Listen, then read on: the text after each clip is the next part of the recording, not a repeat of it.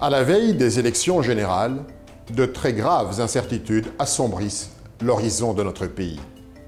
Il s'agit notamment de l'insécurité endémique dans les provinces de l'Est.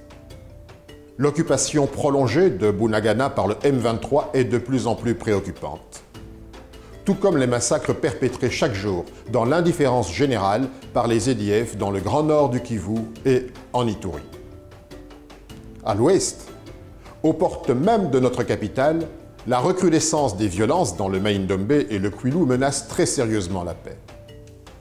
Dans toutes les grandes villes, l'insécurité grandit. Les revendications sociales se multiplient. Elles sont souvent durement réprimées. Médecins, fonctionnaires, professeurs d'université se retrouvent régulièrement dans la rue. Le tableau général est sombre.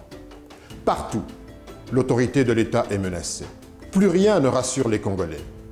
Dans ce contexte, notre population est de plus en plus impatiente de désigner dans des élections libres, démocratiques, transparentes et inclusives ses futurs représentants à tous les niveaux.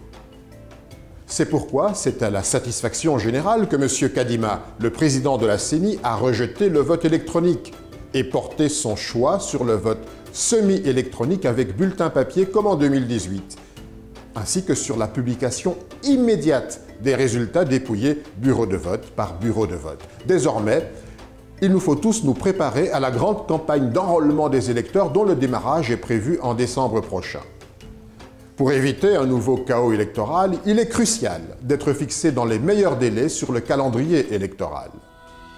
Les autorités du pays doivent savoir que notre population ne transigera plus avec leur maintien au pouvoir au-delà de la fin de leur mandat tel que prévu par la Constitution.